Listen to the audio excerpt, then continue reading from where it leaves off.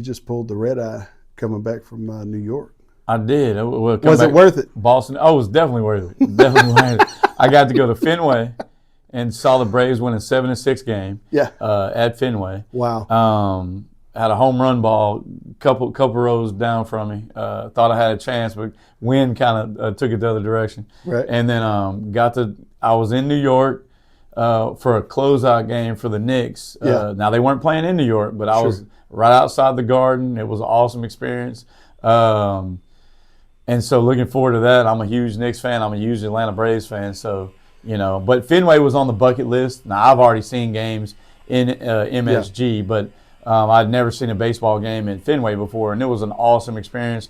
Jim Rice literally walked right by me, and I was like, God, that's Jim Rice. I took a picture of him. But, he was going to some type of suite or whatever, but it was an awesome experience, really was. That's cool. So on a local level, you got a lot of things popping off right now. We can actually hear skill saws in the background or whatever that is. I don't know what kind of saw that is. It's something going on. But talk to me about graduation. How'd that turn out? Well, I texted my secretary, Miss Laura, and I said, hey, are the games like this? Because graduation was ridiculous packed. It was awesome. Sure. She said, well, they might be. And so, that's my challenge is we only have 4 home games next year, but let's pack them out because that was impressive. And it was awesome for these kids, these young adults now that are graduating and going off into the world. To have that type of showing at their graduation. Yeah. And the weather worked out perfect. It's probably the only day within that little week span where the weather, now it was warm, but it wasn't raining, it wasn't lightning, and it was an awesome experience. I was impressed because this was my first Jasper, graduation, and it was truly an awesome experience. So something I heard, and I don't know if we need to make this public or not, but something I heard just a bit ago was that this is the first place you've come to where you're actually going to have like a stadium. So this is the first place since I've been a head coach. In 14 years, I'll actually play a home game because in Beaumont we traveled to, I don't know, they've changed the name of that stadium. It used to be the Butch, and that was about a 20-minute drive by bus. And then in Killeen we had 2 different stadiums.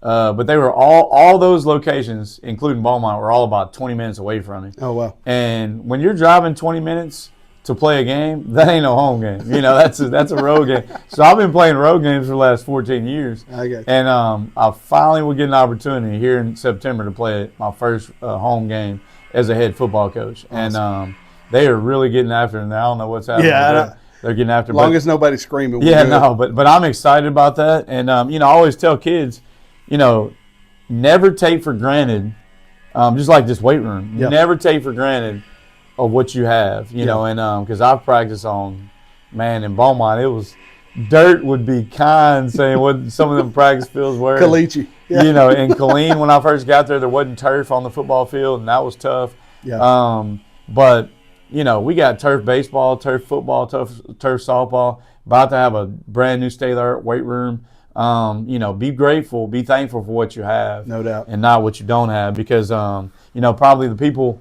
not probably, but the people before these young people don't have what these folks have. And I was telling the story, and when I coached at my alma mater in track, they condemned the track.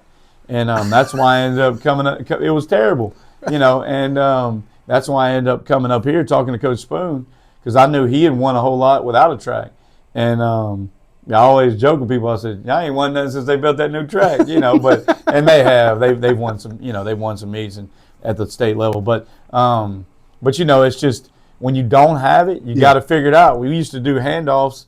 We were just talking to Coach Burke. You heard what he was saying. He said back in the day they used to go to Woodville and use their center track, and in Lufkin when they put a real track down and use that one. I used to drive to Little Cypress to do handoffs in Orangefield to do field events when I was in Orange. And so, you just kind of got to make do, but, that makes you appreciate more of the facilities. And these facilities, kudos to Jasper ISD, the board, superintendent, and all the communities for supporting, what's going on here facility-wise. I think it's awesome. No doubt, no doubt. So let's talk about that weight room for just a minute. Still, we're coming up on the end of the month. Looks like they're getting pretty stinking close. They've covered up the new nice floor. Yeah. They're finishing up some of the electrical and stuff like that. But, I mean, still on point for June 1. Still on point for June 1. I'm very prayerful and hopeful that it's going to happen. But we do have a plan B in case we're not in there June 1. I do not see it being more than June 2. It's going to be next week at some point. Hopefully it's Monday. I know they're going to work all weekend. The weights and the racks and all that, the equipment's coming in tomorrow. Okay. And they're going to put that in. And then the electrical is being finalized. And we didn't get to see the floors, but they're already done. They painted, the ceiling just got painted. Man, the fans. Yeah, I didn't know that those fans were nice. So I worked one place where there was an indoor. When I was in Texarkana, we had an indoor. That's the type of fan, that you had in them indoors. And so I would rather there not be any AC in there because I like working when it's hot. But it looks like there's going to be a lot of AC. But if I can control it, we'll hit the off button. We go in there and sweat a little bit. That's right. But the next order of business is, we need to get some mirrors on the wall and things like that. But the paint, everything looks really good. And I think the design of it, Coach Crumity did a good job with the design. And because this is who designed this is Coach Crumity. And so kudos to him and for getting this layout how it is, because he was actually here last week and I asked him some questions. I said, why did you do this? Why did you do that? And he gave me the reasoning, and it made sense. And the layout makes sense because sometimes you just don't know why. Sure. But he gave me good answers. 10-4.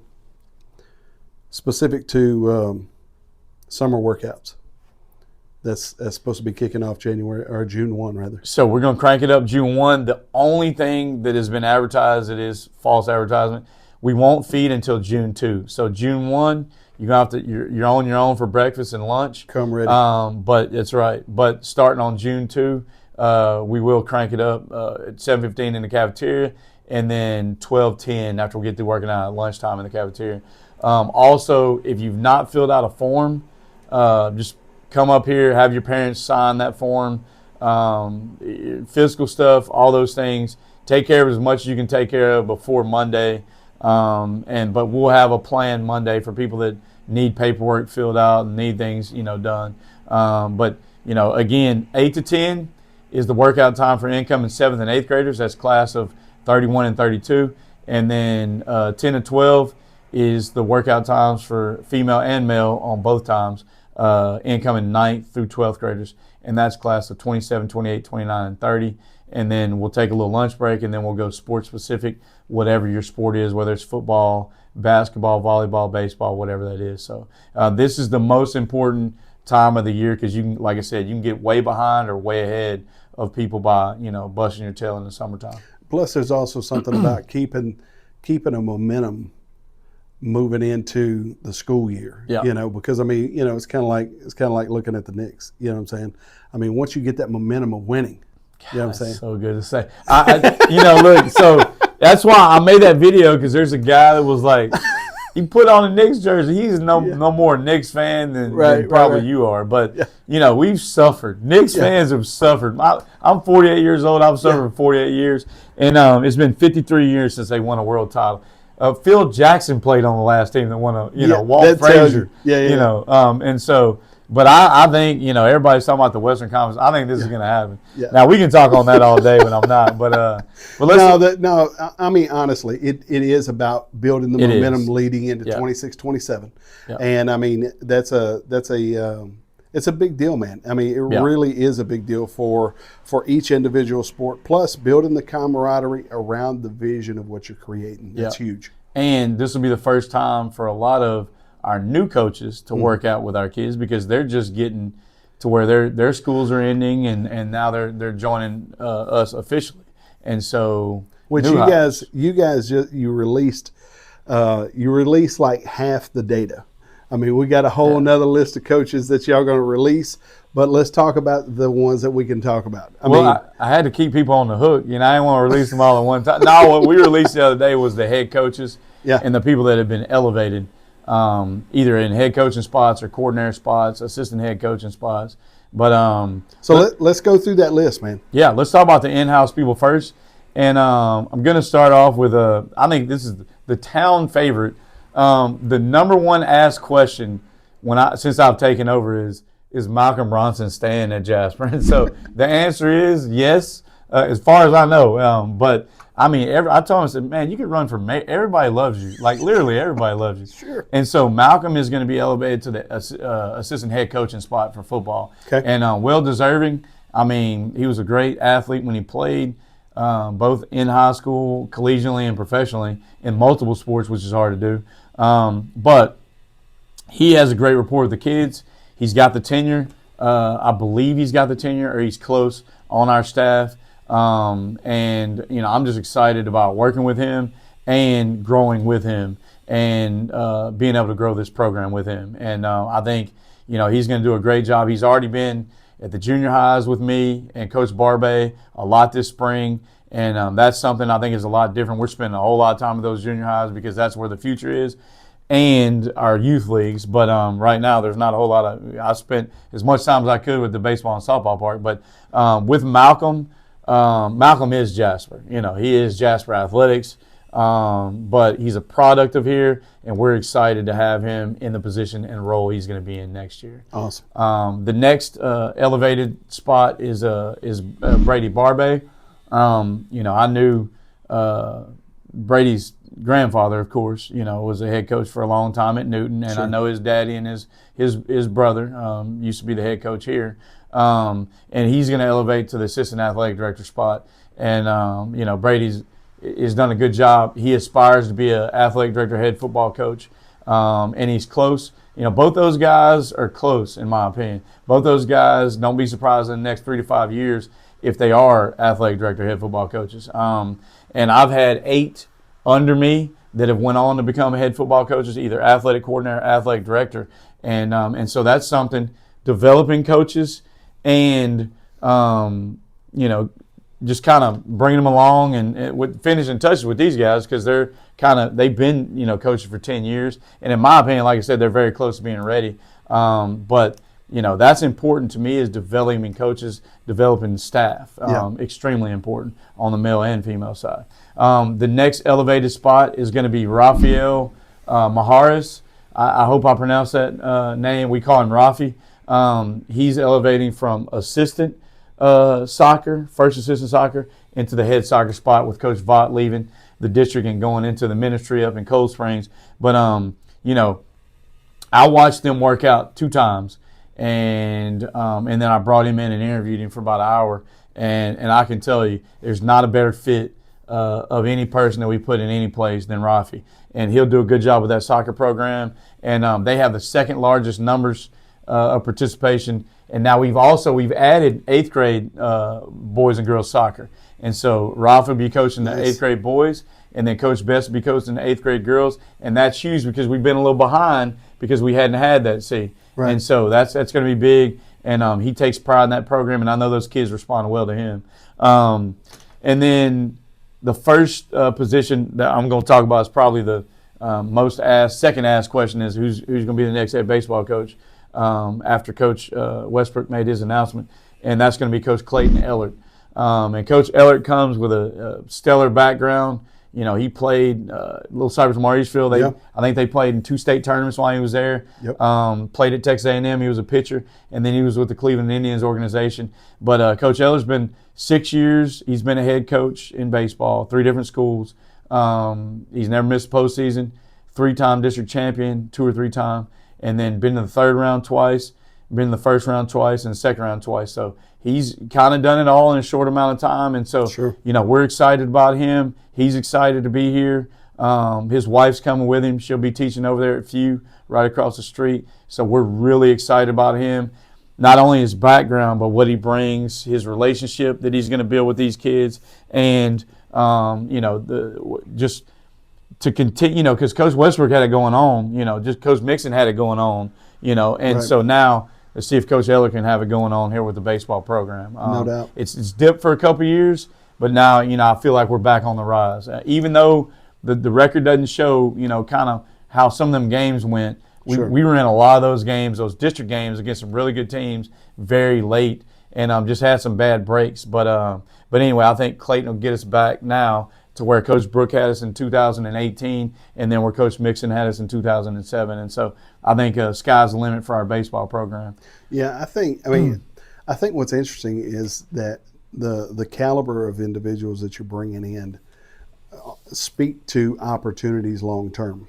Yeah. Because when you're bringing in a guy who's been at Texas A&M and he's been in the pros and you talk about Brunson, these guys understand what the next levels are to be able to provide that context to the kids. That's not only talking about where they're at right now, but the path to get there if that's where they choose to go. No, I agree 100%. And I 100% agree with you. It's kind of like it goes back to the college day. Yeah. The college day was top quality. Yep, I appreciate that. All right, let's jump over here to the girls' side. Diamond Judge is coming by way of my alma mater, West Orange Stark. Diamond last year was put, into a role of head basketball coach. I think they had somebody leave probably early in the fall semester there, and so she was kind of thrust in that role. Yeah. But she is primarily a track person. She ran collegiate track. And she'll not only be the head girls track coach, but she'll also be our girls coordinator at the high school, and that's a big deal. She is in her early stages as a coach, but really, really great things from her. I know her whole family. I've kind of observed her since she's been a youngster. She ran summer track over there at one of the track clubs right there in Orange, and she really does a great job of connecting with the young people, the males and the females. But I think our ladies will be extremely excited about the opportunity to play under her and to run under her and just under her kind of regime that's just starting here. Sky's the limit, with her. I think, she's somebody that is going places, and, this is going to be a great experience for her and for Jasper. And we are excited to have her. Extremely excited. Cool. The next young lady is, or the next female coach is Reagan Malvo. Reagan is actually one of my former athletes at Beaumont Central. Okay. And Reagan also, she played college softball. She's going to be taking over the softball program for Coach V. And, she's another one. She got 3 or 4 years in. She's the first assistant over there at Beaumont United right now. And, this is a great opportunity for her and our young ladies. There's a really good group. I'm at that park every week. And there's a really good group of young softball players that are coming to Jasper. They're already here in Jasper, but they're coming to high school soon. This year and the next 2 years following, really, really good group of incoming 8th graders. I know Cam Elam's sister's in there. Yeah. Park's sister plays over there. It's a good nucleus of young ladies. And so the softball program is another one. On the rise. We expect big things from them in the future, and I think Reagan is a person that can get us there. The next lady is Madison Frazier.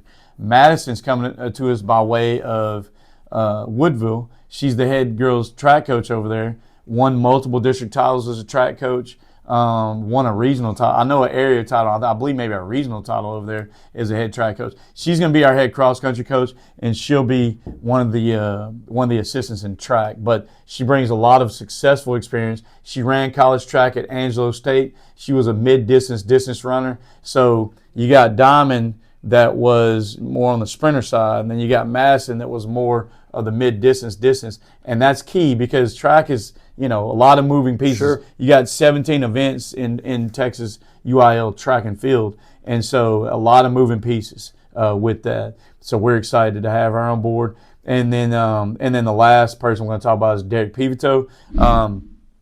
We did put on that release that he's going to be the defense coordinator, but he was on that release because he's the head boys track and field coach. And Derek has a lot of experience. His whole family, kind of like Barbe, is Coach Barbe, is his grandfather was the head football coach, athletic director at Orangefield a long time ago. Sure. Ed Pivito. He's got uncles that have coached. He got one uncle that was out here for college day. He coached at North Texas, but he's been at, in the SEC all over the place. And he actually, Bradley Dale Pivito is his name. He owes the 800-meter record at Orangefield. I think he ran like a 152 something. He could roll. But Derek's got a lot of experience right. As a head track coach and a track coach as an assistant. And he comes to us by way of Hardin Jefferson right now. But he's kind of been, a little bit all over. He was kind of like me. He was in the Austin area, and then he was in the Corpus area for a little while, and then Rosenberg for a little while, and then now. But he's a Southeast Texas guy. He actually he's the same class as my sister was at Orangefield High School. So we're excited about, and that's 8 quality. That's big time. That's big time right there. Now not saying that the next group that we release ain't gonna be big time, but that's a big part of, as well as the coaches we already have. You got Coach Best, she'll still be over soccer. You got Coach McCormick be over boys basketball, and then Coach Brock over girls basketball. So we don't have right now currently, I'm lacking tennis, golf, and volleyball right now for the heads. And then also girls and boys powerlifting. We'll release those at a later time. Some of those I have filled already, some of them I don't. Right. But we're excited about where we're at with our head coaches of sports. Sure. And we'll get into, at a later date, we'll get into the assistant coaches we're bringing in. But that's a good start, man. That's a great start, in my opinion. Definitely a culture shift. It is, in a good way. And not knocking the people that were, just here. But, it's just it's a change. Sometimes there's just time for a change. It was a time for a change. I said this before. When you're at the place where we're at in athletics, you got to shake things up. You got to make changes. A lot of these folks, like I said, we're headed out the door regardless.